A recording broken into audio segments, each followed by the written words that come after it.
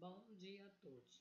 Hoje nós iremos dar continuidade ao nosso estudo, né, sobre Jesus, tá? Hoje nós iremos falar que o que dizem de Jesus. Você sabe o que dizem? Nós vamos ver isso junto, né? Indo Jesus para a região de Cesárea de Felipe, perguntou-se a seus discípulos: quem Quem os outros dizem que é o filho do homem? Mateus 16, 13. Cesárea de Felipe ficava a uns 90 quilômetros de Cafarnaum, ou 3 dias de viagem, nos tempos de Cristo, porque não era fácil as viagens antigamente, né? Por que Jesus levou os discípulos para tão longe, quando poderia perguntar isso à beira do mar da Galileia? Por que será? E o pior, aquele ambiente era o mais pagão daquele território. Nem mesmo a cidade de Decápoli era tão idólatra. Por que Jesus escolheu esse local? Por quê? Naquela região funcionava um centro de peregrinação para adoradores de vários deuses, os deuses de Baal, né? Até hoje, aos pés do Monte Hermon, é possível ver restos de alguns templos ou nichos dedicados aos deuses de Baal, a Pan, Zeus e Nêmesis, a deusa da vingança. O mais exótico era o Templo dos Bodes Dançantes, que ocupava um lugar de destaque. Além desses, havia o templo dedicado ao imperador Augusto, situado na porta de onde dizia ser a caverna do inferno. Olha só como que eles eram, hein? Né? Não era brincadeira, não. Essa visita certamente causou desconforto nos discípulos. Jesus levou eles até lá, viu, gente? Mas os discípulos ficaram desconfortáveis, né? Era muito pagão.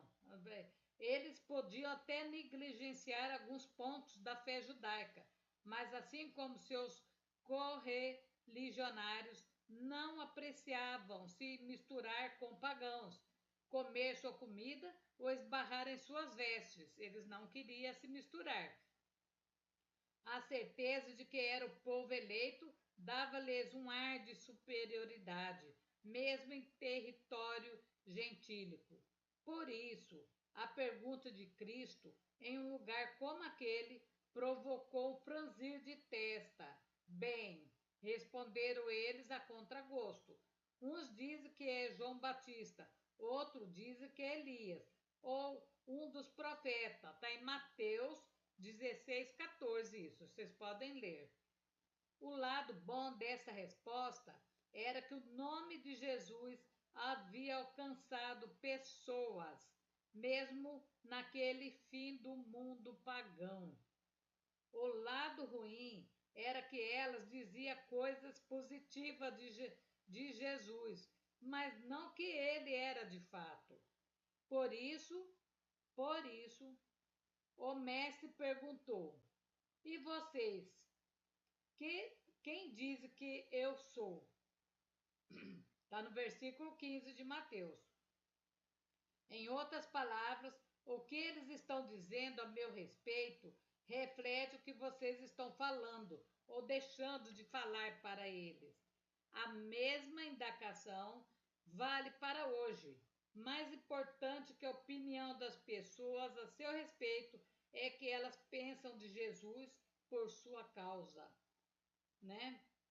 Parafraseando Rick Henry, o que elas pensam de você pode não significar nada, mas o que elas pensam de Jesus por causa da sua vida pode significar muito.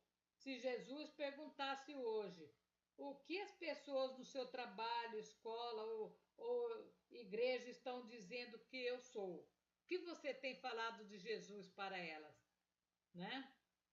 O que você responderia? Você saberia o que você ia responder? Saberia? Então, tem que pensar, né, gente? Porque Deus levou eles lá para ver o que eles falavam e o que eles também diziam, né? Que eles iam falar de Jesus. Então, a imagem de Deus, né? Então, o Senhor, Deus diz: Eis que o homem se tornou como um de nós, conhecido do bem e do mal. Gênesis 3, 22. Em que sentido o homem, após pecar, se tornou como Deus? Como poderia Deus ser conhecedor do bem e do mal, se essa é uma característica daqueles que pecam? O fato de Adão e Eva passarem a ser iguais a Deus após comerem do fruto sugere que o casal não era igual a Deus antes disso. Como entender essa condição, uma vez que fomos criados à imagem e semelhança de Deus? Talvez seja esclarecedor abortar outra possível tradução do texto, né? Do Gênesis 3:22, considerando que o verbo ser aparece numa forma que pode ser traduzida como um pretérito, ou o sentido seria: o homem foi como um de nós. Isso muda completamente a leitura, pois sugere um lamento divino pela qual o ser humano deixa de ser. Ele era como Deus, conhecedor do bem e do mal, no sentido do discernimento, algo que pode perder por experimentar o pecado, né? Você adorar falsos deuses, você não seguir a lei de Deus, você pode pecar, mas você é a semelhança de Deus. Deus levou eles lá naquele local terrível, segundo eles, para eles ver o que aquelas pessoas ímpias pensavam de Jesus, né? Não pensava coisas igual ele pensava, pensava diferente, né? Então Deus quis mostrar para ele, quando você aceita Jesus como seu Salvador, você vai ter um pensamento diferente daqueles que ficam atrás de deuses de Baal, um Deus falso, um Deus que não é um Deus verdadeiro, tá? Então, nós temos um Deus verdadeiro que cuida de nós, que olha por nós. Nós não vê ele, mas nós sabemos que ele existe, né?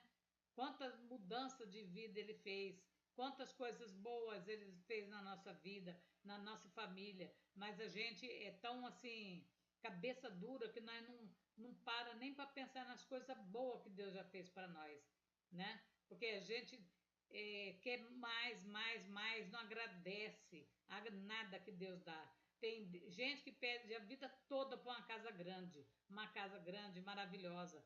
Aí todo dia chora porque não quer limpar a casa. Não quer limpar, né? Então, por que pedir uma casa grande se não gosta de limpar? Aí tá a pergunta, né? Então é assim que a gente é. Você pede um carro do ano para você. Aí quando você conseguiu aquele carro, você já está de olho no carro do vizinho, que é um pouquinho melhor do que o seu. O ser humano é assim, gente. Então nós temos que mudar o nosso foco, mudar o nosso pensamento, procurar melhorar cada dia, tá? Então vamos agradecer também a Deus por tudo que ele fez por nós, tá? Não só ficar pedindo, pedindo, mas começar a agradecer também, tá? Lavar a louça, ninguém gosta muito não, mas agradece porque você está lavando essa louça. Quanta gente que não lava louça porque não tem nem o que comer. Pensa bem nas coisas antes de ficar falando, né? Então vamos clamar a Deus. Senhor Deus Todo-Poderoso, eu peço a Ti, Senhor, que o Senhor dê entendimento para todos aqueles que estão nesse momento clamando e orando, Senhor, que eles comecem a agradecer a Deus por tudo que eles têm na casa deles, que eles profetizem coisas boas para eles, Senhor. Que Deus possa mudar a vida das pessoas, Senhor. Os pensamentos, Senhor. Vai abençoando, Senhor. Que as pessoas abram a sua porta da sua casa nessa manhã e convida a Jesus Cristo a entrar na sua casa, a entrar em cada local da sua casa, do seu serviço, vai fazendo uma grande mover na sua vida nessa manhã, Senhor. Vai quebrando todo o mal na vida das pessoas, vai quebrando todo desentendimento, Senhor, que as pessoas têm, Senhor, e rejeição que eles têm falar o seu nome, Senhor. Ó Deus soberano, vai abençoando, Senhor. Vai abençoando tudo que essas pessoas faz. Abençoa a mão delas, Senhor. Dê saúde, que elas possam trabalhar e ganhar o seu pão de cada dia honestamente, Senhor. Vai abençoando aqueles que estão presos injustamente, sendo perseguidos, aqueles que estão no hospital, que não vai poder nem sair para cear com a sua família, Senhor. Que o Senhor visite cada um, Senhor. Visite aqueles que têm câncer, que está fazendo hemodiálise, aqueles que estão com problema sério no pulmão, aqueles que têm problemas renais, que têm bronquite crônica, que estão estressados, desanimados, síndrome de pânico. Senhor, vai curando a todos, Senhor, vai libertando, Senhor. Eu peço a Ti que abençoe cada criança do nosso país, Senhor. Vai abençoando poderosamente aqueles que estão com dívida, Senhor, que não sabe como pagar, Senhor. Visita a conta bancária de cada um, Senhor. Faça um mover muito grande, meu Pai. Eu te peço e agradeço que cada um tenha um Natal abençoado, Senhor. Eu te peço grandemente, meu Pai, por paz, por harmonia na família, Senhor. Que esses jovens que passam noitada na droga, bebendo, Senhor, que o Senhor retire eles desse mundo, Senhor, que eles voltem-se para a sua casa, volte para ti, Senhor. Eu te peço e agradeço no nome de Jesus e no poder de Deus. Amém e amém. Amém. Muito obrigado.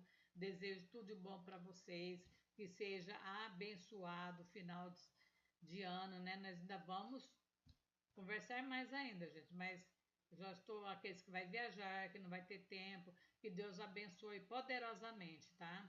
Obrigado e agradeço por todos aqueles que ficaram me assistindo durante todo o ano, que me ajudaram no canal, né?